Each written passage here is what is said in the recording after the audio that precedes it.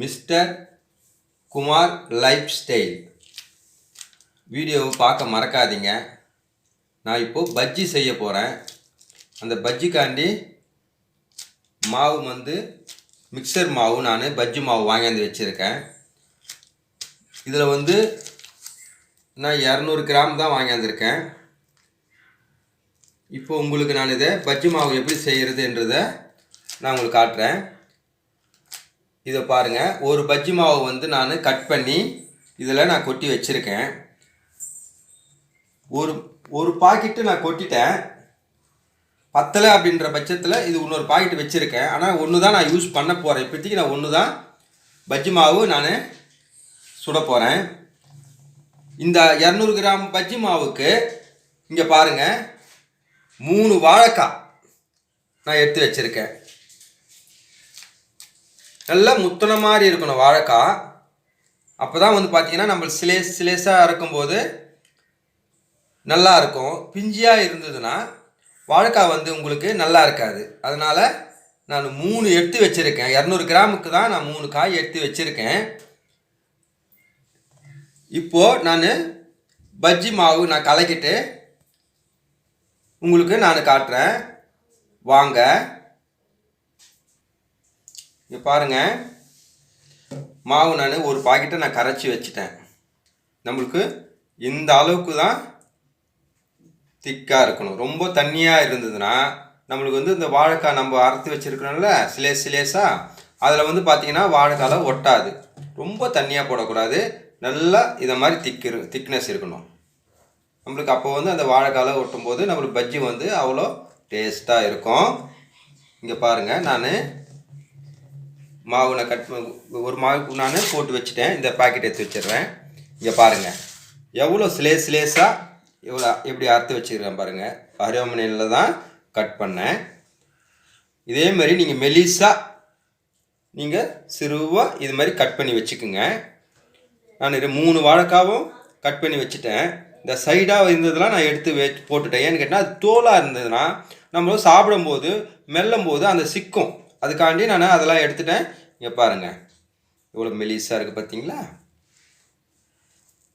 இதே மாதிரி நீங்கள் சிறுவாக மெலிசாக அறுத்து வச்சுக்கோங்க. அப்போ வாழைக்காய் பார்த்தீங்கன்னா பஜ்ஜியில் மாவு ஒட்டும் போது நம்ம நல்லா இருக்கும். இப்போ நான் பஜ்ஜி மாவையும் வாழைக்காய் அறுத்து வச்ச சிலேஸையும் எண்ணெயை நான் காய வச்சுருக்கேன். இப்போ பக்கத்தில் எடுத்துன்னு போயிடுறேன். வாங்க, நான் பக்கத்தில் வச்சுக்கிறேன்.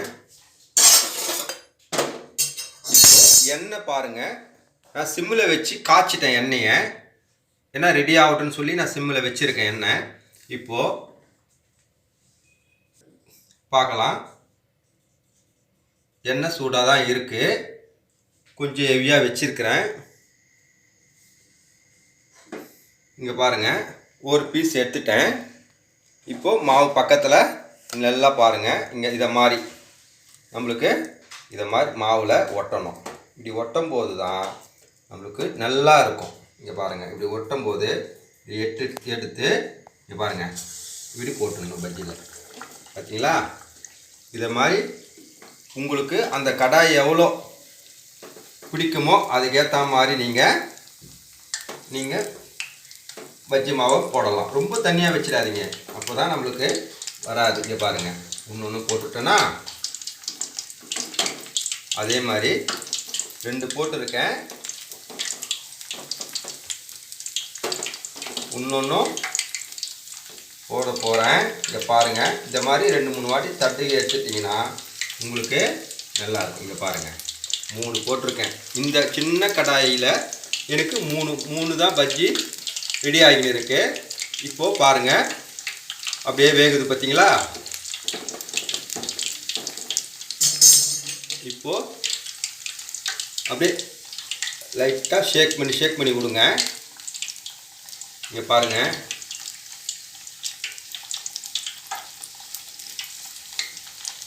பாருங்கள், பஜ்ஜி சுடும்போதே மணமாக இருக்குது பாருங்கள். இங்கே பாருங்கள், இதை மாதிரி திருப்பி விட்டுக்கணும். எனக்கு இந்த 3 தான் வருது பிடிக்குது இந்த கடாய்க்குள்ளே. 3 போட்டிருக்கேன். இது பாருங்கள், அப்படியே உப்புசின்னு வருது பார்த்தீங்களா. இதை மாதிரி இருக்கும். ரொம்ப தண்ணி விட்டுட்டிங்கன்னா உங்களுக்கு வந்து அந்த பஜ்ஜி மாவில் அது வந்து அந்த வாழைக்காவில் ஒட்டாது.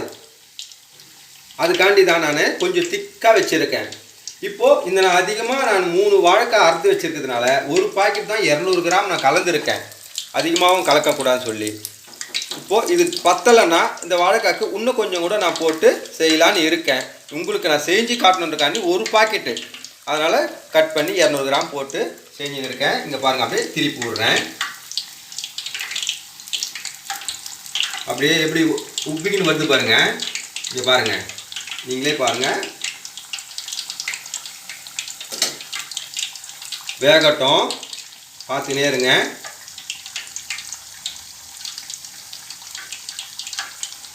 வெந்துச்சு பாருங்கள். இப்போ இதை நான் ஒரு பிளேட்டில் எடுக்கிறேன்.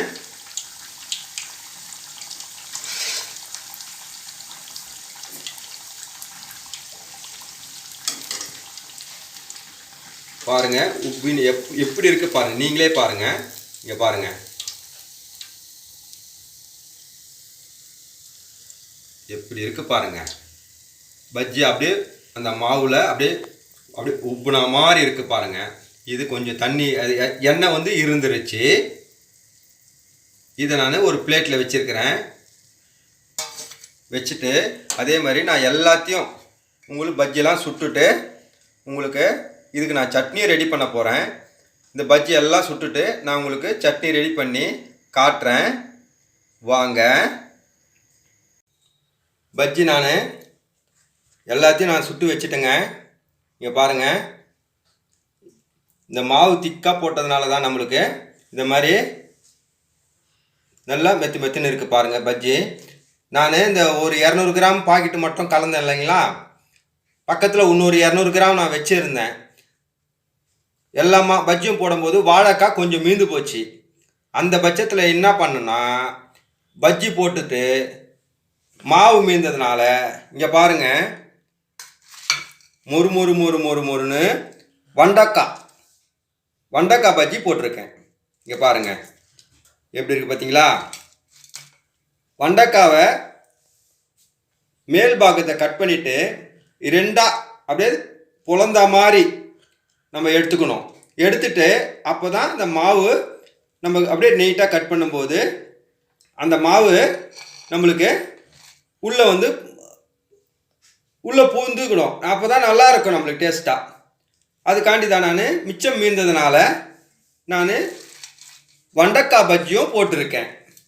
இப்போது வாழைக்காய், இந்த 3 வாழைக்காய் எல்லாத்துக்கும் போட்டுட்டு மிச்சம் மாவில் வண்டக்காய் பஜ்ஜியும் நான் போட்டிருக்கேன். இதுக்கு சட்னி அரைச்சிருக்கேன் பாருங்கள். இதுக்கு நான் பொட்டுக்கடலை சட்னி, அதாவது உடச்ச கடலையில் சட்னி அரைச்சிருக்கேன்.